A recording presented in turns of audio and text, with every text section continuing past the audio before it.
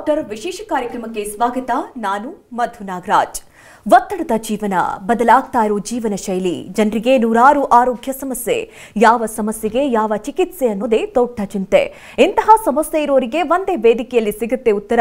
ಇದೇ ಟಿವಿ9 ವಿಶೇಷ ಕಾರ್ಯಕ್ರಮ ನಿಮ್ಮ ಡಾಕ್ಟರ್.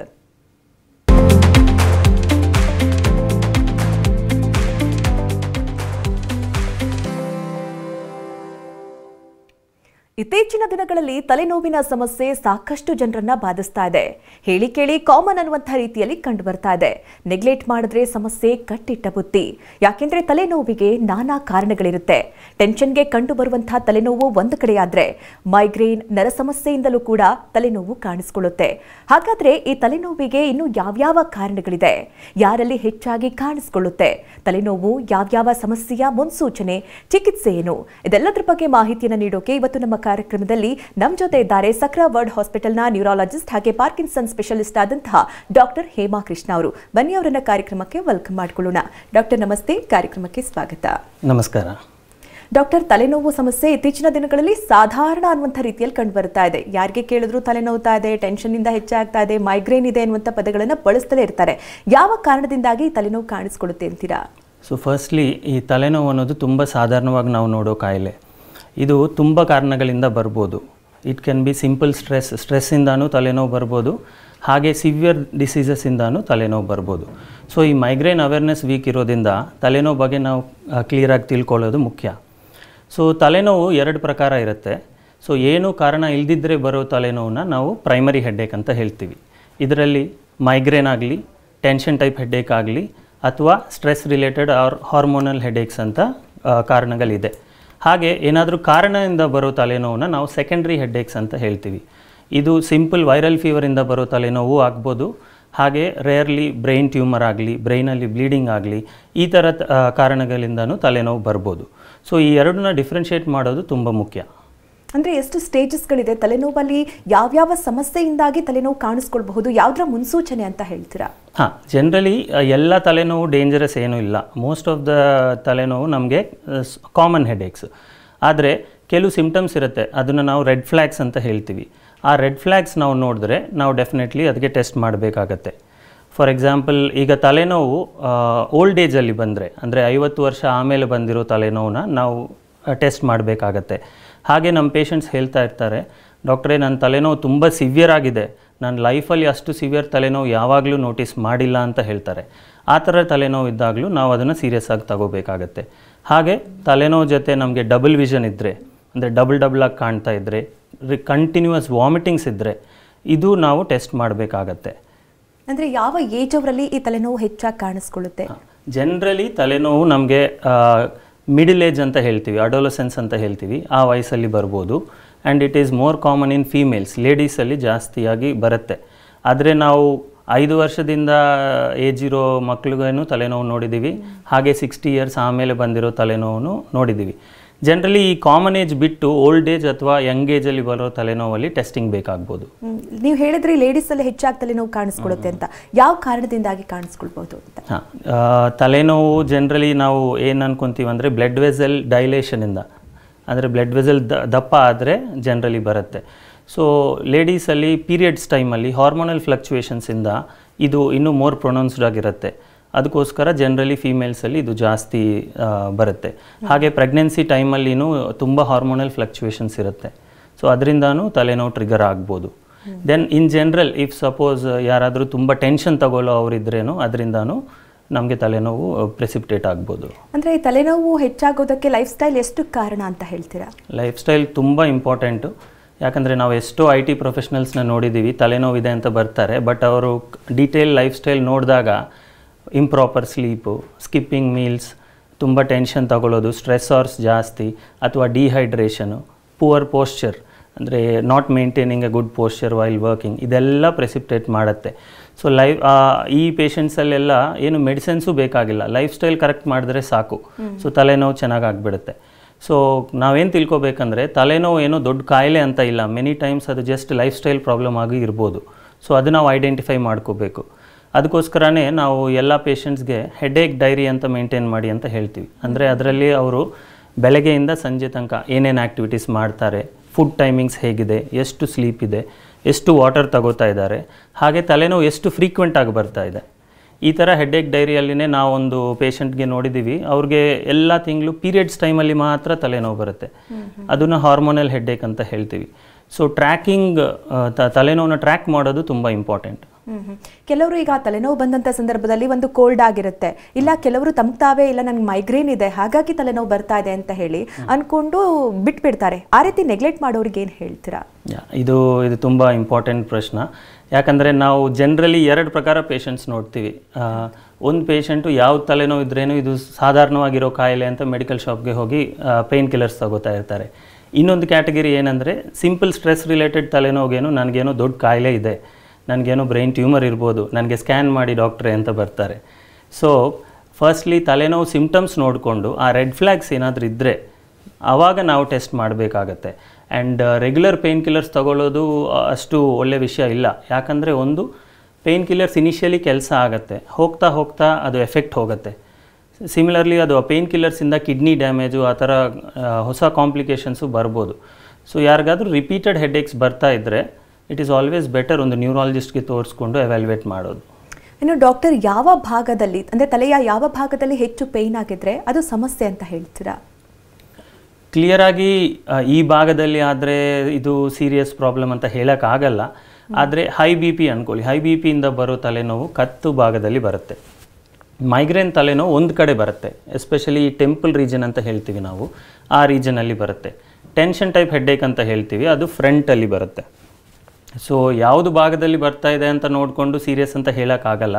ಆದರೆ ತಲೆನೋವು ಜೊತೆ ಏನು ಸಿಮ್ಟಮ್ಸ್ ಇದೆ, ಸಪೋಸ್ ತಲೆನೋವು ಜೊತೆ ವೀಕ್ನೆಸ್ ಆಗ್ತಾಯಿದೆ, ಕೈ ಕಾಲು ಎತ್ತಕ್ಕಾಗ್ತಾ ಇಲ್ಲ, ತಲೆನೋವು ಜೊತೆ ಕಣ್ಣು ನೋಡೋಕ್ಕಾಗ್ತಾ ಇಲ್ಲ, ಮಂಜಾಗಿ ಕಾಣ್ತಾ ಇದೆ, ತಲೆನೋವು ಜೊತೆ ಸಿವಿಯರ್ ಕತ್ತು ನೋವಿದೆ, ಕಂಟಿನ್ಯೂಸ್ ವಾಮಿಟಿಂಗ್ಸ್ ಬರ್ತಾ ಇದೆ, ಇದನ್ನು ನಾವು ಅಸೋಸಿಯೇಟೆಡ್ ಸಿಮ್ಟಮ್ಸ್ ಅಂತ ಹೇಳ್ತೀವಿ. ಈ ಥರ ಏನಾದರೂ ಸಿಮ್ಟಮ್ಸ್ ಇದ್ದರೆ ನಾವು ಅದು ಸೀರಿಯಸ್ ಆಗಿ ತಗೋಬೇಕು. ಮತ್ತು ಇನ್ನೊಂದು ವಿಷಯ ಏನಂದರೆ, ಜನರಲಿ ಪೇಷಂಟ್ಸ್ ಏನು ಅಂದ್ಕೊಳ್ತಾರೆ, ನನಗೆ ತಲೆನೋವು ತುಂಬ ವರ್ಷದಿಂದ ಇದೆ, ಇದು ಸೀರಿಯಸ್ ಆಗ್ಬೋದು ಅಂತ. But that is not completely true. ಹೊಸವಾಗಿ ಬಂದಿರೋ ತಲೆನೋವು ನಾವು ಮೋರ್ ಅಟೆನ್ಷನ್ ತೋರಿಸ್ತೀವಿ. ಯಾಕಂದರೆ if something is going on ಬ್ಯಾಕ್ಗ್ರೌಂಡಲ್ಲಿ ತುಂಬ ವರ್ಷದಿಂದ ಹೋಗ್ತಾ ಇದೆ ಅಂದರೆ ಅದು generally not a very dangerous ಕಾಯಿಲೆ. ಸೊ ಯಾರಾದರೂ ಬಂದು ನನಗೆ 2 ದಿವಸದಿಂದ ತುಂಬ ತಲೆನೋವು ಬರ್ತಾ ಇದೆ, ಅದಕ್ಕೆ ಮುಂಚೆ ನನಗೊಂದು ವೈರಲ್ ಫೀವರ್ ಥರ ಬಂದಿತ್ತು, ತುಂಬ ಜಾಸ್ತಿ ತಲೆನೋವು, ಕಡಿಮೆನೇ ಆಗ್ತಾ ಇಲ್ಲ ಎಷ್ಟು ಮಾತ್ರೆ ತಗೊಂಡ್ರು ಅಂತ ಹೇಳೋ ಅವರಲ್ಲಿ ನಾವು ಫರ್ದರ್ ಟೆಸ್ಟಿಂಗ್ ಮಾಡಬೇಕು, ಅದೇನಾದರೂ ಮೇಜರ್ ಇಲ್ನೆಸ್ ಇಲ್ವಾ ಅಂತ ನೋಡೋಗೆ. ಇನ್ನು ಡಾಕ್ಟರ್, ಈ ನರ ಸಮಸ್ಯೆ ಅನ್ನೋದು ತಲೆನೋವಿಗೆ ಹೇಗೆ ಕಾರಣ ಆಗುತ್ತೆ, ಏನೆಲ್ಲ ಪ್ರಾಬ್ಲಮ್ಸ್ಗಳನ್ನು ಫೇಸ್ ಮಾಡಬೇಕಾಗತ್ತೆ ಅಂತೀರಾ? ಅಂದರೆ ತಲೆನೋವು ಡೈರೆಕ್ಟ್ಲಿ ಏನು ಮೇಜರ್ ಇಶ್ಯೂಸ್ ಮಾಡಲ್ಲ, ಬಟ್ ಫ್ರೀಕ್ವೆಂಟ್ ತಲೆನೋವು, ಕೆಲವು ಜನಕ್ಕೆ ಡೈಲಿ ತಲೆನೋವು ಬರ್ತಾ ಇರುತ್ತೆ. ಅದರಿಂದ ಒಂದು ಅವ್ರ ವರ್ಕ್ ಸ್ಪೇಸ್ ಎಫೆಕ್ಟ್ ಆಗುತ್ತೆ, ಫ್ಯಾಮಿಲಿ ಎನ್ವಿರಾನ್ಮೆಂಟು ಎಫೆಕ್ಟ್ ಆಗುತ್ತೆ. ಹಾಗೆ ಈ ಥರ ರಿಪೀಟೆಡ್ ತಲೆನೋವು ಇರೋ ಅವ್ರಿಗೆ ಡಿಪ್ರೆಸಿವ್ ಸಿಮ್ಟಮ್ಸ್, ಆಂಗ್ಸೈಟಿ ಸಿಮ್ಟಮ್ಸ್ ಇದೆಲ್ಲ ಡೆವಲಪ್ ಆಗ್ಬೋದು. ಸೊ ಓವರಾಲ್ ನಾವು ಹೇಳ್ತೀವಿ migraine is one of the most common cause of absentees from work. ಅಂದರೆ ಈ ಮೈಗ್ರೇನ್ ಇರೋದ್ರಿಂದ ತುಂಬ ಲೀವ್ಸ್ ತಗೋಬೇಕಾಗತ್ತೆ. ಸೊ ಅದು ಓವರಾಲ್ ಲೈಫ್ ಸ್ಟೈಲ್ನ ಎಫೆಕ್ಟ್ ಮಾಡುತ್ತೆ. ಒಂದು 1 to 2% ಪೇಷಂಟ್ಸಲ್ಲಿ ನಾವು ಹೇಳ್ಬೋದು ಅನ್ಟ್ರೀಟೆಡ್ ಮೈಗ್ರೇನ್, ಅಂದರೆ ಕರೆಕ್ಟಾಗಿ ಟ್ರೀಟ್ಮೆಂಟ್ ತಗೊಂಡಿಲ್ಲ ಅಂದರೆ ಅದು ಫ್ಯೂಚರಲ್ಲಿ ಸ್ಟ್ರೋಕ್ ರಿಸ್ಕ್ ಸ್ವಲ್ಪ ಜಾಸ್ತಿ ಮಾಡ್ಬೋದು ಅಂತ. ಓಕೆ ಡಾಕ್ಟರ್, ಒಬ್ರು ಕಾಲರ್ ರೆಡಿ ಇದ್ದಾರೆ, ವಿಜಯ್ ಅಂತ ಹೇಳಿ ಬೆಂಗಳೂರಿನಿಂದ ಕರೆ ಮಾಡಿದ್ದಾರೆ. ನಮಸ್ತೆ ವಿಜಯ್ ಅವರೇ, ಡಾಕ್ಟರ್ ಇದ್ದಾರೆ, ನಿಮ್ಮ ಸಮಸ್ಯೆ ಏನಿದೆ ಹೇಳ್ಕೊಳ್ಳಿ. ನಮಸ್ಕಾರ ವಿಜಯ್ ಅವರೇ. ಡಾಕ್ಟರ್, ಸೈಲೆಂಟ್ ಮೈಗ್ರೇನ್ ಅಂತ ಇದೆಯಾ, ವಿತೌಟ್ ಪೇನ್ ಬರೀ ಬಿಸಿನೆಸ್ ಬರುವಂತದ್ದು ಮೈಗ್ರೇನ್ ಒಂದು ಟೈಪ್ ಇದೆಯಾ? ಸ್ವಲ್ಪ ಜೋರಾಗಿ ಮಾತಾಡಿ ವಿಜಯ್ ಅವರೇ, ನಿಮ್ಮ ಧ್ವನಿ ಸ್ಪಷ್ಟವಾಗಿಲ್ಲ. ಓಕೆ, ಈ ಸೈಲೆಂಟ್ ಮೈಗ್ರೇನ್ ಅಂತ ಯಾವ್ದಾದ್ರು ಇದೆಯಾ, ವಿತೌಟ್ ಪೇನ್ಲೆಸ್ ಮೈಗ್ರೇನ್? ಸೊ ಮೈಗ್ರೇನಲ್ಲಿ 3-4 ಟೈಪ್ ಇದೆ. ಅದರಲ್ಲಿ ಒಂದು ಎಸೆಫೆಲಿಕ್ ಮೈಗ್ರೇನ್ ಅಂತ ಹೇಳ್ತೀವಿ. ಅದರಲ್ಲಿ ಏನಾಗುತ್ತೆ, ಹೆಡ್ಏಕ್ ಏನು ಬರಲ್ಲ, ಬಟ್ ಮೈಗ್ರೇನ್ಗೆ ಮುಂಚೆ ಬರೋ ಲಕ್ಷಣಗಳು ಕಾಣ್ಬೋದು. ಅದನ್ನು ಆರಾ ಅಂತ ಹೇಳ್ತೀವಿ. ಅಂದರೆ ಕೆಲವು ಜನಕ್ಕೆ ಕೈಕಾಲು ಜುಮ್ ಅಂತ ಅನಿಸುತ್ತೆ, ಕೆಲವು ಜನಕ್ಕೆ ಕಣ್ಮುಂದೆ ಜಿಗ್ಜಾಗ್ ಲೈನ್ಸ್, ಬ್ರೈಟ್ ಲೈಟ್ಸ್ ಅಂತ ಕಾಣ್ಬೋದು, ಕೆಲವು ಜನಕ್ಕೆ ತುಂಬ ಸುಸ್ತಾಗತ್ತೆ, ಕೆಲವು ಜನಕ್ಕೆ ತುಂಬ ಇರಿಟಬಿಲಿಟಿ ಅಂತೀವಿ, ಅಂದರೆ ಇರಿಟೇಟೆಡ್ ಆಗೋದು, ಇದೆಲ್ಲ ಆರಾ ಅಂತೀವಿ. ಎಲ್ಲ ಮೈಗ್ರೇನಲ್ಲಿ ತಲೆನೋವು ಬರಬೇಕಂತ ಏನಿಲ್ಲ. ಹಾಗೆ ವೆಸ್ಟಿಬ್ಯುಲರ್ ಮೈಗ್ರೇನ್ ಅಂತ ಒಂದಿದೆ, ಅದರಲ್ಲಿ ತಲೆನೋವು ಅಷ್ಟೊಂದಿರಲ್ಲ, ಬರೀ ತಲೆ ಸುತ್ತು ಬರುತ್ತೆ. ಸೊ ಮೈಗ್ರೇನ್ಗೆ ತುಂಬ ಸಿಮ್ಟಮ್ಸ್ ಇದೆ. ಏನಾದರೂ ಸಿಮ್ಟಮ್ ರಿಪೀಟೆಡ್ ಆಗಿ ಬರ್ತಾ ಇದ್ದರೆ ಇಟ್ ಈಸ್ ಆಲ್ವೇಸ್ ಇಂಪಾರ್ಟೆಂಟ್ ನ್ಯೂರಾಲಜಿಸ್ಟ್ನ ನೋಡಿಕೊಂಡು ಎವ್ಯಾಲ್ಯೂಯೇಟ್ ಮಾಡೋದು. ಓಕೆ, ಥ್ಯಾಂಕ್ ಯು ವಿಜಯ್ ಅವರೇ ನಿಮ್ಮ ಕರೆ ಮಾಡಿದ್ದಕ್ಕಾಗಿ. ಡಾಕ್ಟರ್ ಹೇಳ್ತಾ ಇದ್ರಿ ಟೈಪ್ಸ್ಗಳಿದೆ ಇದರಲ್ಲಿ ಅಂತ ಹೇಳಿ, ಯಾವ್ಯಾವ ಟೈಪ್ ಅಂತ ಎಕ್ಸ್ಪ್ಲೇನ್ ಮಾಡ್ಬೋದಾ? ಬ್ರಾಡ್ಲಿ ಹೇಳಬೇಕಾದ್ರೆ migraine with Arrah, migraine without ಆರಾ ಅಂತ ಹೇಳ್ತೀವಿ. ಮೈಗ್ರೇನ್ ವಿತೌಟ್ ಆರಾ ಅಂದರೆ ಏನು ವಾರ್ನಿಂಗ್ ಇಲ್ದಿದ್ರೆ ಬರೋ ತಲೆನೋವು, ಸಡನ್ ಆಗಿ ತಲೆನೋವು ಬಂದುಬಿಡುತ್ತೆ. ಮೈಗ್ರೇನ್ ವಿತ್ ಆರಾ ಅಂದರೆ ತಲೆನೋವು ಬರೋಕ್ಕೊಂದು ಅರ್ಧ ಗಂಟೆ ಮುಂಚೆಯಿಂದ ಬೇರೆ ಸಿಂಪ್ಟಮ್ಸ್ ಇರುತ್ತೆ. ಅದೇ ಕಣ್ಮುಂದೆ ಬ್ಲ್ಯಾಕಿಶ್ ಲೈನ್ಸು, ಜಿಗ್ಜಾಗ್ ಲೈನ್ಸ್ ಕಾಣೋದು, ಮಂಜಾಗಿ ಕಾಣೋದು, ಅಥವಾ ಜೋಮ್ ಅನಿಸೋದು, ಈ ಥರ. ಕೆಲವು ಜನಕ್ಕೆ ನುಂಗೋ ಕಷ್ಟ ಅನಿಸೋದು, ತಲೆನೋವು ಬರೋಕ್ಕೆ ಮುಂಚೆ ಥ್ರೋಟಲ್ಲಿ ಏನೋ ಡಿಸ್ಕಂಫರ್ಟ್ ಇರುತ್ತೆ, ಅದರಲ್ಲಿ ನುಂಗೋ ಕಷ್ಟನೂ ಬರ್ಬೋದು. ಇದನ್ನು ಮೈಗ್ರೇನ್ ವಿತ್ ಆರಾ ಅಂತ ಹೇಳ್ತೀವಿ. ಜನರಲಿ ಯಾರಿಗಾದ್ರೂ ಮೈಗ್ರೇನ್ ಜೊತೆ ಆರಾ ಇದ್ದರೆ ನಾವು ಅದು ಡೆಫಿನೆಟ್ಲಿ ಟ್ರೀಟ್ ಮಾಡಬೇಕಾಗತ್ತೆ. ಇನ್ನು ಮೈಗ್ರೇನ್ ಅಂತ ಅಂದರೆ ನಾವು ಟೈಮ್ ಟು ಟೈಮ್ ಊಟ ಮಾಡದೇ ಇದ್ದಾಗ ಈ ರೀತಿ ಕಾಣಿಸ್ಕೊಳ್ಳುತ್ತೆ ಅಂತ ಹೇಳಿ, ಅಂದರೆ ಈ ತಲೆನೋವಿಗೆ ಊಟ ಮಾಡದೇ ಇರೋದು ಕಾರಣ ಆಗತ್ತಾ, ಹೇಗೆ ಅಂತ ಡಾಕ್ಟರ್? ಡೆಫಿನೆಟ್ಲಿ ಮೈಗ್ರೇನ್ ಕಾಯಿಲೆಯಲ್ಲಿ ಟ್ರಿಗ್ಗರ್ಸ್ ಅಂತ ಇರುತ್ತೆ. ಟ್ರಿಗ್ಗರ್ಸ್ ಅಂದರೆ ಏನಾದರೂ ಪ್ರಿಸಿಪಿಟೇಟಿಂಗ್ ಫ್ಯಾಕ್ಟರ್ ಬಂದರೆ ತಲೆನೋವು ಬಂದುಬಿಡುತ್ತೆ. ಕಾಮನ್ ಆಗಿ ಬರೋ ಟ್ರಿಗ್ಗರ್ ಏನಂದರೆ ಊಟ ಲೇಟ್ ಮಾಡೋದು. ಊಟ ಲೇಟ್ ಮಾಡಿದ್ರೆ ಏನಾಗುತ್ತೆ ಅಂದರೆ ಬ್ರೈನ್ ಸೆನ್ಸಿಟಿವಿಟಿ ಜಾಸ್ತಿ ಆಗುತ್ತೆ, ಅದರಿಂದ ಮೈಗ್ರೇನ್ ಅಟ್ಯಾಕ್ ಟ್ರಿಗ್ಗರ್ ಆಗುತ್ತೆ. ಹಾಗೆ ಇರ್ರೆಗ್ಯುಲರ್ ಸ್ಲೀಪು, ಡಿಸ್ಟರ್ಬ್ಡ್ ಸ್ಲೀಪ್ ಇರಲಿ, ನೈಟ್ ಡ್ಯೂಟೀಸ್ ಮಾಡೋವರಲ್ಲಿ ಒಂದು ದಿವಸ ನೈಟ್ ಸ್ಲೀಪ್, ಒಂದು ದಿವಸ ಬೆಳಗ್ಗೆ ಸ್ಲೀಪ್, ಆ ಥರ ಡಿಸ್ಟರ್ಬ್ಡ್ ಸ್ಲೀಪ್ ಇದ್ರೇನು ಅದು ಹೆಡ್ಏಕ್ನ ಪ್ರಿಸಿಪಿಟೇಟ್ ಮಾಡುತ್ತೆ. ಅದು ಬಿಟ್ಟು ಅದರ್ ಟ್ರಿಗರ್ಸ್ ಏನಂದರೆ ಲೌಡ್ ನಾಯ್ಸ್, ಅಂದರೆ ಯಾರಾದರೂ ಜೋರಾಗಿ ಮಾತಾಡಿದ್ರೆ ಅದರಿಂದನೂ ತಲೆನೋವು ಬರ್ಬೋದು. ಫ್ಲ್ಯಾಶಿಂಗ್ ಲೈಟ್ಸ್, ತುಂಬ ಬಿಸಿಲಲ್ಲಿ ಹೋದ್ರೇನು ತಲೆನೋವು ಬರ್ಬೋದು. ಇದೂ ಕಾಮನ್ ಟ್ರಿಗ್ಗರ್ ಅಂತ ಹೇಳ್ತೀವಿ. ಅದು ಬಿಟ್ಟು ನಾವು ನೆಗ್ಲೆಕ್ಟ್ ಮಾಡೋ ಮೇಯ್ನ್ ಟ್ರಿಗ್ಗರ್ ಏನಂದರೆ ಚೀಸಲ್ಲಿ ಟೈರಮಿನ್ ಅಂತ ಒಂದು ಕೆಮಿಕಲ್ ಇರುತ್ತೆ, ಅದರಿಂದ ಮೈಗ್ರೇನ್ ಟ್ರಿಗ್ಗರ್ ತುಂಬ ಜಾಸ್ತಿ ಆಗುತ್ತೆ. ಸೊ ಇದು ನಾವು ಪಾಸ್ತಾ ಆಗಲಿ ಪಿಜ್ಜಾ ಆಗಲಿ ತುಂಬ ಜಾಸ್ತಿ ತಿನ್ನೋರಲ್ಲಿ ಕಾಣುತ್ತೆ. ಅದೇ ಥರ ನಟ್ಸಲ್ಲಿನೂ ಈ ಟೈರಮಿನ್ ಇರುತ್ತೆ. ಸೊ ಅದಕ್ಕೋಸ್ಕರನೇ ಎಲ್ಲರೂ ನಾವು ನೋಡ್ತಾ ಇರ್ತೀವಿ, ನಾನು ಹೆಲ್ದಿ ಡೈಟ್ ತಿಂತಾ ಇದ್ದೀನಿ ಅಂತ ಡೈಲಿ 2 times 3 times ನಟ್ಸ್ ತಿನ್ನೋದು. ಇನ್ ಮಾಡ್ರೇಷನ್ ತಿಂದರೆ nuts are good, but excessive nuts ತಗೊಂಡ್ರೆ ಅದೇ ಮೈಗ್ರೇನ್ಗೆ ಕಾರಣ ಆಗ್ಬೋದು. ಈಗ ಸಾಮಾನ್ಯವಾಗಿ ತಲೆನೋವು ಬರೋದು ಒಂದು ಕಡೆ ಆದರೆ ಸಮಸ್ಯೆಯಿಂದಾಗಿ ತಲೆನೋವು ಬರೋದು ಇನ್ನೊಂದು ಕಡೆ, ಅದನ್ನು ಹೇಗೆ ಡಿಫ್ರೆನ್ಶಿಯೇಟ್ ಮಾಡ್ಬೋದು? ಸಮಸ್ಯೆಯಿಂದ ಬರೋ ತಲೆನೋವು ಜನರಲಿ ಕಂಟಿನ್ಯೂಸ್ ಆಗಿರುತ್ತೆ, ಅಂದರೆ ಕಡಿಮೆ ಆಗಲ್ಲ. ಪೇಯ್ನ್ ಕಿಲ್ಲರ್ ತಗೊಂಡಿದ್ದೀರಾ, ಬರೀ 1-2 ಗಂಟೆ ಕಡಿಮೆ ಆಗಿದೆ, ಬಟ್ ಕಂಟಿನ್ಯೂಸ್ ಬರ್ತಾ ಇದೆ.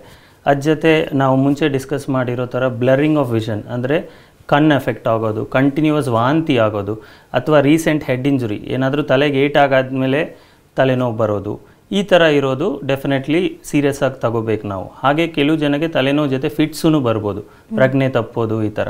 ಅದಿದ್ರೇನು ಬ್ರೈನ್ ಇನ್ಫೆಕ್ಷನ್ ಏನಾದರೂ ಇದೆಯಾ, ಅಥವಾ ರಿಮೋಟ್ ಪಾಸಿಬಿಲಿಟಿ ಬ್ರೈನ್ ಟ್ಯೂಮರ್ ಏನಾದರೂ ಇದೆಯಾ ಅಂತ ನಾವು ಟೆಸ್ಟ್ ಮಾಡ್ಕೋಬೇಕಾಗತ್ತೆ. ಓಕೆ ಡಾಕ್ಟರ್, ಅಂದರೆ ಈಗ ಸಕ್ರಾ ಹಾಸ್ಪಿಟಲ್ನಲ್ಲಿ ಈ ತಲೆನೋವಿನ ಸಮಸ್ಯೆಗೆ ಯಾವ ರೀತಿ ಪರಿಹಾರ ಸಿಗುತ್ತೆ, ಯಾವೆಲ್ಲ ಟೆಕ್ನಾಲಜೀಸ್ಗಳನ್ನು ಬಳಸಲಾಗುತ್ತೆ? ಡೆಫಿನೆಟ್ಲಿ ತಲೆನೋವು ಯಾವ್ದು ಕಾರಣದಿಂದ ಆಗ್ತಾ ಇದೆ ಅಂತ ನಾವು ನೋಡಬೇಕು. ಮೈಗ್ರೇನ್ ಇದ್ದರೆ ಮೈಗ್ರೇನಲ್ಲಿ ಡಿಫ್ರೆಂಟ್ ಟ್ರೀಟ್ಮೆಂಟ್ಸ್ ಇದೆ. ಇನ್ಫ್ರೀಕ್ವೆಂಟ್ ಮೈಗ್ರೇನ್ ಇರೋ ಅವ್ರಿಗೆ ತಲೆನೋವು ಬರುವಾಗ ಮಾತ್ರ ತಗೊಳ್ಳೋ ಮಾತ್ರೆಗಳಿರುತ್ತೆ. ಸಪೋಸ್ ಯಾರಿಗಾದ್ರೂ 4 ಸತಿಯಿಂದ ಜಾಸ್ತಿ ಸತಿ ಬರ್ತಾ ಇದೆ ಒಂದು ತಿಂಗಳಲ್ಲಿ ತಲೆನೋವು ಅಂದರೆ ಅವ್ರಿಗೆ ಪ್ರಿವೆಂಟಿವ್ ಮೆಡಿಸಿನ್ಸ್ ಕೊಡ್ಬೋದು. ಇದೆಲ್ಲ ತುಂಬ ವರ್ಷದಿಂದ ಇದೆ ಈ ಟ್ರೀಟ್ಮೆಂಟ್. ಈಗ ರೀಸೆಂಟಾಗಿ ನಮ್ಮ ಇಂಡಿಯಾದಲ್ಲಿ ಬಂದಿರೋ 3 ಪ್ರಕಾರ ಟ್ರೀಟ್ಮೆಂಟ್ ಇದೆ. ಅದರಲ್ಲಿ ಒಂದು ಮೋನೋಕ್ಲೋನಲ್ ಆ್ಯಂಟಿಬಾಡೀಸ್ ಅಂತ ಹೇಳ್ತೀವಿ. ಅಂದರೆ ಕೆಲವು ಜನ ಏನು ಮಾಡ್ತಾರೆ, ನಾವು ಪ್ರಿಸ್ಕ್ರಿಪ್ಷನ್ ಕೊಟ್ಟರೇನು ಅದು ರೆಗ್ಯುಲರಾಗಿ ಫಾಲೋ ಮಾಡಲ್ಲ, ಡೈಲಿ ತಗೊಳ್ಳೋ ಮೆಡಿಸಿನ್ಸ್ ಇರುತ್ತೆ. ಆ ಥರ ಪೇಷಂಟ್ಸಲ್ಲಿ ಅಥವಾ ಬೇರೆ ಟ್ರೀಟ್ಮೆಂಟ್ಸ್ ಎಲ್ಲ ಫೇಲ್ ಆಗಿರೋ ಪೇಷಂಟ್ಸಲ್ಲಿ ಈ ಮೋನೋಕ್ಲೋನಲ್ ಆ್ಯಂಟಿಬಾಡೀಸ್ ಅನ್ನೋದು ತುಂಬ ಇಂಪಾರ್ಟೆಂಟ್. ಅದು ಯಾಕಂದರೆ ನಾವು ತಿಂಗ್ಳಿಗೊಂದು ಸತಿ ಇನ್ಸುಲಿನ್ ಥರ ಇಂಜೆಕ್ಷನ್ ತೊಗೊಂಡ್ರೆ they will have good improvement. So ಇದರಲ್ಲಿ ಡ್ರಗ್ ಮಿಸ್ ಮಾಡೋ ಚಾನ್ಸಸ್ಸು ಕಡಿಮೆ, ಹಾಗೆ ಪೊಟೆನ್ಸಿ ತುಂಬ ಜಾಸ್ತಿ ಇದಕ್ಕೆ, ಅಂದರೆ ಬೇರೆದು ಫೇಲ್ ಆದ್ರೇನು ಇದರಿಂದ ಎಫೆಕ್ಟ್ ಬರ್ಬೋದು. ಹಾಗೆ ಇನ್ನೊಂದು ಟ್ರೀಟ್ಮೆಂಟ್ ಏನಂದರೆ ಬೊಟಾಕ್ಸ್ ಅಂತ ಹೇಳ್ತೀವಿ, ಬಾಟ್ಯುಲಿನಮ್ ಟಾಕ್ಸಿನ್. ಜನರಲಿ ಸೊಸೈಟಿಯಲ್ಲಿ ಬೊಟಾಕ್ಸ್ ಅಂದರೆ ಬ್ಯೂಟಿಫಿಕೇಷನ್ ಟೂಲ್, ರಿಂಕಲ್ಸ್ಗೋಸ್ಕರ ಮಾಡ್ತೀವಿ ಅಂತ ಅನ್ಕೋತಾರೆ. ಬಟ್ ಬೊಟಾಕ್ಸ್ ನ್ಯೂರಾಲಜಿಯಲ್ಲಿ ತುಂಬ ಕಾಯಿಲೆಗೆ ಯೂಸ್ ಆಗುತ್ತೆ. ಅದರಲ್ಲಿ ಒಂದು ಕ್ರಾನಿಕ್ ಮೈಗ್ರೇನ್. ನಾವು ಹೆಡ್ಡಲ್ಲಿ ಫ್ರಂಟು ಸೈಡು ಬ್ಯಾಕಲ್ಲಿ ಡಿಫ್ರೆಂಟ್ ಸ್ಪೆಸಿಫಿಕ್ ಪಾಯಿಂಟ್ಸಲ್ಲಿ ಬೊಟಾಕ್ಸ್ ಇಂಜೆಕ್ಟ್ ಮಾಡ್ತೀವಿ, ತುಂಬ ಒಳ್ಳೆ ರೆಸ್ಪಾನ್ಸ್ ಬರುತ್ತೆ ಅದರಿಂದ. ರೀಸೆಂಟಾಗಿ ಬಂದಿರೋ ಇನ್ನೊಂದು ಟ್ರೀಟ್ಮೆಂಟ್ ಏನಂದರೆ ವೇರಬಲ್ ಡಿವೈಸಸ್ ಅಂತ ಹೇಳ್ತೀವಿ. ಈಗ ಆರ್ಮ್ ಬ್ಯಾಂಡ್ ಥರ ಇರುತ್ತೆ, ಹಾಗೆ ನೆಕ್ ಬ್ಯಾಂಡ್ ಥರ ಇರುತ್ತೆ. ಕೆಲವು ನ್ಯೂರೋ ಮಾಡ್ಯುಲೇಷನ್ ಅಂತ ಹೇಳ್ತೀವಿ ನಾವು ಅದರಿಂದನೂ ತುಂಬ ಡಿಫ್ರೆನ್ಸ್ ಬರುತ್ತೆ ಮೈಗ್ರೇನಲ್ಲಿ. ಇದು ನಾವು ಜನರಲಿ ಪ್ರೆಗ್ನೆಂಟ್ ಫೀಮೇಲ್ಸಲ್ಲಿ ಜಾಸ್ತಿ ಯೂಸ್ ಮಾಡ್ತೀವಿ, ಬಿಕಾಸ್ ನಾವು ಅವರು ಬೇರೆ ಏನು ಮಾತ್ರೆ ತಗೊಳ್ಳೋದು ಅವಾಯ್ಡ್ ಮಾಡೋಗೆ ಟ್ರೈ ಮಾಡ್ತೀವಿ ಜನರಲಿ. ಸೊ ಇದೆಲ್ಲ ನಾವು ಸಕ್ರಾ ಹಾಸ್ಪಿಟಲಲ್ಲಿ ಯೂಸ್ ಮಾಡ್ತಾ ಇದ್ದೀವಿ ರೆಗ್ಯುಲರ್ ಆಗಿ. ಓಕೆ ಡಾಕ್ಟರ್, ಈಗ ಟ್ರೀಟ್ಮೆಂಟ್ ತಗೊಳ್ಳೋದು ಒಂದು ಕಡೆ, ಸಮಯಕ್ಕೆ ಸರಿಯಾಗಿ ಟ್ರೀಟ್ಮೆಂಟನ್ನು ತಗೊಳ್ಳೋದು ಒಂದು ಕಡೆ, ಯಾವ ಸಂದರ್ಭದಲ್ಲಿ ಹಾಸ್ಪಿಟಲ್ ಭೇಟಿ ಕೊಡಬೇಕು, ಯಾವ ಸಮಯದಲ್ಲಿ ತೋರಿಸ್ಕೊಳ್ಬೇಕು ಅಂತ ಹೇಳ್ತೀರಾ? ತಲೆನೋವು ಫ್ರೀಕ್ವೆಂಟಾಗಿ ಬರ್ತಾ ಇದೆ, 4 ಸತಿಯಿಂದ ಜಾಸ್ತಿ ಬರ್ತಾ ಇದೆ ಒಂದು ತಿಂಗಳಿಗೆ ಅಂದರೆ ಡೆಫಿನೆಟ್ಲಿ ನೀವು ಒಂದು ನ್ಯೂರಾಲಜಿಸ್ಟ್ಗೆ ತೋರಿಸ್ಕೊಳ್ಳೇಬೇಕು. ಹಾಗೆ ನಾವು ನೋಡೋ ಪೇಷಂಟ್ಸಲ್ಲಿ 50% ಪೇಷಂಟ್ಸ್ ಹೇಗಿರ್ತಾರೆ ಅಂದರೆ ಬರೀ ಫಾರ್ಮಸಿಯಿಂದ ಪೇನ್ ಕಿಲ್ಲರ್ಸ್ ತಗೊಂಡು ಅದು ಪೇನ್ ಕಿಲ್ಲರ್ಸ್ ಎಫೆಕ್ಟ್ ಹೋಗಾದ್ಮೇಲೆ ನಮ್ಮ ಹತ್ರ ಬರ್ತಾರೆ. ಸೊ ಇದನ್ನು ನಾವು ಮೆಡಿಕೇಷನ್ ಓವರ್ ಯೂಸ್ ಹೆಡ್ಏಕ್ ಅಂತ ಹೇಳ್ತೀವಿ. ಸೊ ರಿಪೀಟೆಡ್ ಆಗಿ ಪೇನ್ ಕಿಲ್ಲರ್ಸ್ ತಗೊಂಡು ಅದು ಎಫಿಕಸಿ ಹೋಗಿಬಿಡುತ್ತೆ. ಸೊ ಆ ಪೇಷಂಟ್ಸ್ನ ಮ್ಯಾನೇಜ್ ಮಾಡೋದು ತುಂಬ ಕಷ್ಟ. ಸೊ ಅದರಲ್ಲಿ ನಾವು ಪೊಟೆಂಟ್ ಪ್ರಿವೆಂಟಿವ್ ಮೆಡಿಸಿನ್ಸ್ನ ಆ್ಯಡ್ ಮಾಡಿಕೊಂಡು ಸ್ಲೋಲಿ ಪೇನ್ ಕಿಲ್ಲರ್ಸ್ನ ವಿತ್ಡ್ರಾ ಮಾಡಬೇಕಾಗತ್ತೆ. ಹಾಗೆ ತುಂಬ ಪೇಷಂಟ್ಸ್ ಈ ಪೇನ್ ಕಿಲ್ಲರ್ಸ್ ತಗೊಂಡು ಕಿಡ್ನಿ ಫೇಲ್ಯೂರಿಂದನೂ ಬಂದಿದ್ದಾರೆ. ಸೊ ಅರ್ಲಿಯಾಗಿ ನಾವು ಡಾಕ್ಟರ್ಗೆ ತೋರಿಸೋದು ಬೆಟರ್. ಈ ಪೇನ್ ಕಿಲ್ಲರ್ಸ್ ಅವಶ್ಯಕತೆನ ನಾವು ಕಡಿಮೆ ಮಾಡಬೇಕು. ಸಪೋಸ್ ಒಂದು ಪೇಷಂಟ್ ತಿಂಗಳಿಗೆ 10 ಸತಿ ಪೇನ್ ಕಿಲ್ಲರ್ ತಗೋತಾ ಇದ್ದಾರೆ, ಅವರು ಪ್ರಿವೆಂಟಿವ್ ಮೆಡಿಸಿನ್ಸ್ ಡೈಲಿ ತಗೊಂಡ್ರೆ 1 ಅಥವಾ 2 ಸತಿನೇ ಪೇನ್ ಕಿಲ್ಲರ್ ಬೇಕಾಗ್ಬೋದು. ಸೊ ಅದು ನಮ್ಮ ಟಾರ್ಗೆಟ್. ಇನ್ನು ಈ ತಲೆನೋವು ಅಂತ ಹೇಳಿ ಬಂದವರಿಗೆ ಬರೀ ಮೆಡಿಸಿನ್ ಮೂಲಕವಾಗಿ ತಲೆನೋವನ್ನು ಕಡಿಮೆ ಮಾಡಬಹುದಾ ಅಥವಾ ಸರ್ಜರಿ ಏನಾದ್ರು ಮಾಡಬೇಕಾದಂಥ ಸಂದರ್ಭ ಬರಬಹುದಾ, ಹೇಗೆ doctor? Generally migraine, tension type headache ಇದರಲ್ಲಿ ಸರ್ಜರಿ ಉಪಯೋಗ ಏನೂ ಇಲ್ಲ. ಬಟ್ ಕೆಲವು ಕಾರಣಗಳಿಂದ ಬರೋ ತಲೆನೋವಲ್ಲಿ ಸರ್ಜರಿ ಉಪಯೋಗ ಬರ್ಬೋದು. ಸೊ ಅದರಲ್ಲಿ ಒಂದು ಬ್ರೈನ್ ಟ್ಯೂಮರಿಂದನೂ ಕೆಲವು ಜನಕ್ಕೆ ತಲೆನೋವು ಕಂಟಿನ್ಯೂಸ್ ಆಗಿ ಬರ್ತಾ ಇರುತ್ತೆ. ಅದರಲ್ಲಿ ಸರ್ಜಿಕಲ್ ಟ್ರೀಟ್ಮೆಂಟ್ ಆಪ್ಷನ್ ಇದೆ. ಹಾಗೆ CVT ಅಂತ ಹೇಳ್ತೀವಿ, ಅಂದರೆ ಬ್ರೈನ್ಗೆ ಸಪ್ಲೈ ಮಾಡೋ ನರದಲ್ಲಿ ಬ್ಲಾಕ್ ಇದ್ರೇನು ಬರ್ಬೋದು. ಸೊ ಅದರಲ್ಲಿನೂ ನಾವು ಮಿನಿಮಲಿ ಇನ್ವೇಸಿವ್ ಸರ್ಜರಿಯಿಂದ ಆ ಬ್ಲಾಕ್ನ ಕ್ಲಿಯರ್ ಮಾಡ್ಬೋದು. ಇದು ಬಿಟ್ಟು ಬೇರೆ ಮೇಜರ್ ಸರ್ಜರೀಸ್ ಏನು ತಲೆನೋವಿಗೆ ಬೇಕಾಗಿಲ್ಲ. ಆ್ಯಂಡ್ ಸಬರ್ಕ್ನಾಯ್ಡ್ ಹೆಮರೇಜ್ ಅಂತ ಒಂದು ಕಾಯಿಲೆ ಇದೆ. ಅದರಲ್ಲಿ ಬ್ರೈನಲ್ಲಿ ಬ್ಲಡ್ ಅಕ್ಯುಮುಲೇಟ್ ಆಗುತ್ತೆ. ಅದು ಬ್ರೈನಲ್ಲಿ ನಮ್ಮ ಬ್ಲಡ್ ವೆಸಲ್ ಸ್ವೆಲ್ಲಿಂಗ್, ಅನ್ಯೂರಿಸಮ್ ಅಂತ ಹೇಳ್ತೀವಿ, ಅದು ರಪ್ಚರ್ ಆಗಿರೋದ್ರಿಂದ ಆಗ್ಬೋದು. ಆ ಥರ ಕಾಯಿಲೆಯಲ್ಲಿನೂ ನಾವು ಸರ್ಜಿಕಲ್ ಆಪ್ಷನ್ ಯೂಸ್ ಮಾಡ್ಬೋದು. ಈ ಟ್ರೀಟ್ಮೆಂಟಲ್ಲಿ ಸ್ಟೇಜಸ್ ಇರುತ್ತಾ ಅಥವಾ ಹೇಗೆ ಡಾಕ್ಟರ್? ಟ್ರೀಟ್ಮೆಂಟಲ್ಲಿ ಸ್ಟೇಜಸ್ ಇರಲ್ಲ, ಬಟ್ ಪೇಷಂಟ್ಸಲ್ಲಿ ಸ್ಟೇಜಸ್ ಇರುತ್ತೆ. ಅರ್ಲಿ ಟೈಮಲ್ಲಿ ನಾವು ಪೇಷಂಟ್ನ ಐಡೆಂಟಿಫೈ ಮಾಡಿದ್ರೆ ವಿತ್ ಟ್ರೀಟ್ಮೆಂಟ್ ಪ್ರಾಂಪ್ಟಾಗಿ ರೆಸ್ಪಾನ್ಸ್ ಕೊಡ್ತಾರೆ. ಬಟ್ ತುಂಬ ನೆಗ್ಲೆಕ್ಟ್ ಮಾಡಿಕೊಂಡು, ತುಂಬ ವರ್ಷಗಳಿಂದ ನೆಗ್ಲೆಕ್ಟ್ ಮಾಡಿಕೊಂಡು ಬರೋವರಲ್ಲಿ ಸ್ವಲ್ಪ ನಮಗೇನು ಕಾಂಪ್ಲಿಕೇಟ್ ಆಗುತ್ತೆ ಟ್ರೀಟ್ಮೆಂಟ್ ಪ್ಲ್ಯಾನ್ ಮಾಡೋಗೆ. ಓಕೆ ಡಾಕ್ಟರ್, ಇನ್ನು ಸರ್ಜರಿ ಈ ರೀತಿಯ ಟ್ಯೂಮರ್ ಇದ್ರೆ ಅಥವಾ ನರದಲ್ಲಿ ಒಂದಷ್ಟು ಬ್ಲಾಕ್ಸ್ಗಳಿದ್ರೆ ಮಾತ್ರ ಬರುತ್ತೆ ಅನ್ನೋಂಥದ್ದು ಮೇಜರ್ ಆಗಿ ಬರುತ್ತೆ. ಮತ್ತೆ ಯಾವ್ಯಾವ ಸಮಸ್ಯೆ ಅಂದರೆ ಬೇರೆ ಬಾಡಿಯ ಅಂದರೆ ಭಾಗದ ಅಂಗದ ಸಮಸ್ಯೆಯಿಂದಾಗಿ ಏನಾದರೂ ತಲೆನೋವು ಬರಬಹುದಾ ಅಂತ? ಹಾಂ, ಈ ಬ್ರೈನ್ ಟ್ಯೂಮರ್ಸ್ ಅನ್ನೋದು 2 ಪ್ರಕಾರ ಇರುತ್ತೆ. ಒಂದು ಬ್ರೈನಿಂದಾನೇ ಶುರುವಾಗೋ ಟ್ಯೂಮರ್ಸು, ಇನ್ನೊಂದು ಬೇರೆ ಕಡೆಯಿಂದ ಇರೋ ಟ್ಯೂಮರು ಬ್ರೈನ್ಗೆ ಸ್ಪ್ರೆಡ್ ಆಗೋದು. ಆ ಸಿಚುವೇಶನಲ್ಲಿನೂ ಬೇರೆ ಕಡೆ ತೊಂದರೆಯಿಂದ ನಮಗೆ ತಲೆನೋವು ಬರ್ಬೋದು. ಹಾಗೆ ನಾವು ಕಾಮನ್ ಆಗಿ ನೋಡೋದು ಡೆಂಗು ಅಥವಾ ಟೈಫಾಯ್ಡ್, ಅದರಲ್ಲಿನೂ ತಲೆನೋವು ಬರ್ಬೋದು. So but that is not any major illness ಅಂತ ಏನೂ ಹೇಳೋಕ್ಕಾಗಲ್ಲ. ನಾವು ಡೆಂಗು ಅಥವಾ ಟೈಫಾಯ್ಡ್ ಟ್ರೀಟ್ಮೆಂಟ್ ಮಾಡಿದ್ರೆ ತಲೆನೋವು ಆಟೋಮೆಟಿಕ್ಕಾಗಿ ಹೋಗುತ್ತೆ. ಸೊ ಹಾಗೆ ಕೆಲವು ಜನಗೆ ಪೀರಿಯಡ್ಸ್ ಪ್ರಾಬ್ಲಮ್ಸ್ ಇರುತ್ತೆ, ಅದಕ್ಕೆ ಅವರು ಹಾರ್ಮೋನಲ್ ಪಿಲ್ಸ್ ತಗೋತಾ ಇರ್ತಾರೆ. ಮೆನಿ ಟೈಮ್ಸ್ ಅದು ನಾವು ನೋಟಿಸೇ ಮಾಡಲ್ಲ, these hormonal pills are causing pain ಅಂತ. ಸೊ ಈ ಥರ ಬೇರೆ ಜಾಗದಲ್ಲಿ ಕಾಯಿಲೆ ಆಗಲಿ ಅಥವಾ ಅದು ಕೊಡೋ ಟ್ರೀಟ್ಮೆಂಟಿಂದನೂ ನಮಗೆ ತಲೆನೋವುಗಳು ಬರ್ಬೋದು. ಓಕೆ ಡಾಕ್ಟರ್, ಇತ್ತೀಚಿನ ದಿನಗಳಲ್ಲಿ ಮಕ್ಕಳಲ್ಲೂ ಕೂಡ ಕಾಣಿಸ್ಕೊಳ್ತಾ ಇದೆ ತಲೆನೋವು, ಅದು ಯಾವ ರೀಸನ್ನಿಂದ ಅಂತ ಹೇಳ್ತೀರಾ? ಮಕ್ಕಳಲ್ಲಿ ತಲೆನೋವು ಜನರಲಿ ಅಷ್ಟೊಂದು ಬರಲ್ಲ, ಬಟ್ ಈ ಲೈಫ್ ಸ್ಟೈಲಲ್ಲಿ ತುಂಬ ಸ್ಕ್ರೀನ್ ಟೈಮು, ಮಕ್ಕಳು ಫೋನು, ಲ್ಯಾಪ್ಟಾಪ್ ಎಲ್ಲ ಯೂಸ್ ಮಾಡ್ತಾ ಇದ್ದಾರೆ. ಅದರಿಂದನೂ ಮೈಗ್ರೇನ್ಸ್ ಅರ್ಲಿಯಾಗಿ ಶುರು ಆಗ್ತಾ ಇದೆ. ಸೊ ನಾವು ನಮ್ಮ ಪ್ರಾಕ್ಟೀಸಲ್ಲಿ 5 ಇಯರ್ ಏಜ್ ಇರೋ ಮಕ್ಳಿಗೇನು ಮೈಗ್ರೇನ್ ನೋಡಿದ್ದೀವಿ. ಹಾಗೆ ಕೆಲವು ರೇರ್ ಕಂಡೀಷನ್ಸ್ ಇರುತ್ತೆ ಮಕ್ಕಳಲ್ಲಿ, ಬ್ರೈನ್ ಇನ್ಫೆಕ್ಷನ್ ಆಗಲಿ ಅಥವಾ ಕೆಲವು ಚಿಕ್ಕ ಟ್ಯೂಮರ್ಸು ಮಕ್ಕಳಲ್ಲಿನೂ ಬರ್ಬೋದು, ಅವರಲ್ಲಿನೂ ತಲೆನೋವು ಬರ್ಬೋದು. ಬಟ್ ಈಗ ನಾವು ಜಾಸ್ತಿ ಮಕ್ಕಳನ್ನ ನೋಡೋದು ಈ ಸ್ಕ್ರೀನ್ ಟೈಮ್ ಜಾಸ್ತಿ ಆಗಿರೋದ್ರಿಂದ ಅಥವಾ ಈ ಮೆಕ್ಡಿ ಆಗಲಿ, KFC ಆಗಲಿ, ಜಂಕ್ ಫುಡ್ ಜಾಸ್ತಿ ಆಗಿ, ಚೀಸ್ ಇಂಟೇಕ್ ಜಾಸ್ತಿ ಆಗಿ ಅದು ಮೈಗ್ರೇನ್ನ ಟ್ರಿಗರ್ ಮಾಡ್ತಾ ಇದೆ. ಇದು ಜನರಲಿ ಪೇರೆಂಟ್ಸಲ್ಲಿ ಮೈಗ್ರೇನ್ ಇದ್ದರೆ ಚಾನ್ಸ್ ಜಾಸ್ತಿ. ಪೇರೆಂಟ್ಸಲ್ಲಿ ಮೈಗ್ರೇನ್ ಇದೆ ಅಂದರೆ ಮಕ್ಕಳಿಗೆ ಬೇಗನೆ ಆ ಮೈಗ್ರೇನ್ ಶುರು ಆಗ್ಬೋದು. ಒಂದು ವೇಳೆ ಪದೇ ಪದೇ ತಲೆನೋವು ಬರ್ತಾ ಇದ್ರೂ ಕೂಡ ನಾವು ತೋರಿಸ್ಕೊಳ್ಳಿಲ್ಲ ಅಂತಂದರೆ ಏನಾಗುತ್ತೆ ಡಾಕ್ಟರ್? ಅರ್ಲಿಯಾಗಿ ಅವ್ರಿಗೇನು ಅರ್ಥ ಆಗಲ್ಲ, ಜಸ್ಟ್ ಪೇನ್ ಕಿಲ್ಲರ್ಸ್ ತಗೊಂಡು ಅವರು ನಾನು ಚೆನ್ನಾಗಿದ್ದೀನಿ ಅಂತ ಅನ್ಕೋತಾರೆ ಪೇಷಂಟ್ಸ್. ಬಟ್ ಹೋಗ್ತಾ ಹೋಗ್ತಾ ತುಂಬ ಮೂಡ್ ಇಶ್ಯೂಸ್ ಬರುತ್ತೆ, ಡಿಪ್ರೆಷನ್ನು, ಆ್ಯಂಗ್ಸೈಟಿ, ಕಾನ್ಸಂಟ್ರೇಷನ್ ಇರಲ್ಲ, ವರ್ಕಲ್ಲಿ ಪರ್ಫಾರ್ಮೆನ್ಸ್ ಎಲ್ಲ ಅಫೆಕ್ಟ್ ಆಗುತ್ತೆ. ಹಾಗೆ ರೇರ್ಲಿ ಸ್ವಲ್ಪ ಸ್ಟ್ರೋಕ್ ರಿಸ್ಕು ಜಾಸ್ತಿ ಆಗುತ್ತೆ ಮೈಗ್ರೇನ್ ನಾವು ಕರೆಕ್ಟ್ ಮಾಡಿಲ್ಲ ಅಂದರೆ. ಈ ಸ್ಟ್ರೋಕ್ ಬರುವಂಥ ಸಂದರ್ಭದಲ್ಲಿ ಬೇರೆ ರೀತಿಯ ತಲೆನೋವು ಬರುತ್ತೆ, ಅಂದರೆ ತಲೆನೋವಲ್ಲಿ ಹಲವು ವಿಧಗಳು ಅಂತ ಹೇಳ್ತಾರೆ. ಅಂದರೆ ಮುಂಭಾಗದ ತಲೆನೋವು ಬೇರೆ, ಹಿಂಭಾಗದ ತಲೆನೋವು ಬೇರೆ ಅಂತ ಹೇಳಿ. ಇಂತಿಂಥ ಸಮಸ್ಯೆಗೆ ಇಂತಿಂಥ ಭಾಗದಲ್ಲಿ ತಲೆನೋವು ಅಂತ ಏನಾದರೂ ಇದೆಯಾ ಅಂತ? ಸ್ಟ್ರೋಕಲ್ಲಿ ಜನರಲಿ ತಲೆನೋವು ಬರಲ್ಲ. ಸ್ಟ್ರೋಕ್ 2 ಪ್ರಕಾರ ಇರುತ್ತೆ. ಬ್ಲಡ್ ವೆಸಲ್ ಬ್ಲಾಕಿಂದ ಬರೋ ಸ್ಟ್ರೋಕ್ನ ಇಸ್ಕಿಮಿಕ್ ಸ್ಟ್ರೋಕ್ ಅಂತೀವಿ. ಅದರಲ್ಲಿ ಜನರಲಿ ತಲೆನೋವು ಬರಲ್ಲ. ಯಾಕಂದರೆ ನಾವೆಲ್ಲ ಬ್ರೈನಿಂದ ನನಗೆ ತಲೆನೋವು ಬರ್ತಾ ಇದೆ ಅಂತ ಅನ್ಕೋಬೋದು, but brain is a painless structure. ಅಂದರೆ ಬ್ರೈನ್ಗೆ ನಾವು ಇಂಜುರಿ ಕೊಟ್ರೇನು ಪೇಯ್ನ್ ಬರಲ್ಲ. ಪೇಯ್ನ್ ಬರೋದು ಬ್ರೈನ್ ಕವರಿಂಗ್ಸ್ ಮೆನಿಂಜಸ್ ಅಂತ ಹೇಳ್ತೀವಿ, ಅದರಿಂದ ಬರುತ್ತೆ, ಅಥವಾ ಬ್ರೈನ್ ಬ್ಲಡ್ ವೆಸಲ್ಸ್ ಎಫೆಕ್ಟ್ ಆದರೆ ಬರುತ್ತೆ. ಸೊ ಅದಕ್ಕೆ ಇಸ್ಕಿಮಿಕ್ ಸ್ಟ್ರೋಕಲ್ಲಿ, ಅದೇ ಬ್ಲಾಕ್ ಇರೋ ಸ್ಟ್ರೋಕಲ್ಲಿ ಜನರಲಿ ತಲೆನೋವು ಇರಲ್ಲ. ಆದರೆ ಈ ಹೆಮರೇಜಿಕ್ ಸ್ಟ್ರೋಕ್ ಅಂತ ಒಂದಿದೆ, ಅಂದರೆ ಬ್ಲಡ್ ವೆಸಲ್ ರಪ್ಚರ್ ಆಗಿರೋದ್ರಿಂದ ಬರೋ ಸ್ಟ್ರೋಕ್, ಅದರಲ್ಲಿ ತಲೆನೋವು ಬರ್ಬೋದು. ಸೊ ನಾವು ಸಪೋಸ್ ಯಾರಾದರೂ ನಾನು ಮಲ್ಕೊಂಡ್ರೆ ತಲೆನೋವು ಜಾಸ್ತಿ ಆಗ್ತಾ ಇದೆ ಅಂತ ಹೇಳ್ತಾ ಇದ್ದಾರೆ ಅಂದರೆ ನಾವು ಅದನ್ನು ಸೀರಿಯಸ್ ಆಗಿ ತಗೋಬೇಕು. ಯಾಕಂದರೆ ನಾವು ಮಲ್ಕೊಂಡುವಾಗ ಆ್ಯಸ್ ಪರ್ ಗ್ರಾವಿಟಿ ನಮ್ಮ ಬ್ರೈನ್ ಪ್ರೆಷರ್ ಜಾಸ್ತಿ ಆಗುತ್ತೆ, ಅದು ನ್ಯಾಚುರಲ್. ಕೆಲವು ಜನಗೆ ಬ್ರೈನಲ್ಲಿ ಪ್ರೆಷರ್ ಜಾಸ್ತಿ ಆಗಿರೋದ್ರಿಂದ ತಲೆನೋವು ಬರ್ಬೋದು. ಅವ್ರಿಗೆ ಸ್ಪೆಸಿಫಿಕ್ ಆಗಿ ಹೇಳ್ತಾರೆ, ನಾನು ಕೂತ್ಕೊಂಡೆ ಚೆನ್ನಾಗಿದ್ದೀನಿ ಬಟ್ ಮಲ್ಕೊಂಡ್ರೆ ತಲೆನೋವು ಜಾಸ್ತಿ ಆಗ್ತಾ ಇದೆ ಅಂತ. ಅದು ನಾವು ಟೆಸ್ಟ್ ಮಾಡಬೇಕಾಗತ್ತೆ. ಓಕೆ ಡಾಕ್ಟರ್, ಇವತ್ತಿನ ಕಾರ್ಯಕ್ರಮದಲ್ಲಿ ತಲೆನೋವು ಕುರಿತಂತಹ ಸಾಕಷ್ಟು ಮಾಹಿತಿಯನ್ನು ನಮಗೆ ತಿಳಿಸ್ಕೊಟ್ಟಿದ್ದೀರಾ. ಧನ್ಯವಾದಗಳು. Thank you. ಧನ್ಯವಾದಗಳು. ನಿಮಗೂ ಕೂಡ ಈ ರೀತಿಯ ಸಮಸ್ಯೆಗಳಿದ್ರೆ ನೀವು ಕೂಡ ಸಕ್ರಾ ವರ್ಲ್ಡ್ ಹಾಸ್ಪಿಟಲ್ಗೆ ಭೇಟಿ ಕೊಡಬಹುದು. ಅಡ್ರೆಸ್ ಈ ರೀತಿ ಇದೆ, ನೋಟ್ ಮಾಡ್ಕೊಳ್ಳಿ. Sakra World Hospital, Devarabeesanahalli, outer ring road, Bengaluru 560103. ದೂರವಾಣಿ ಸಂಖ್ಯೆ ಈ ರೀತಿ ಇದೆ, 08049694969.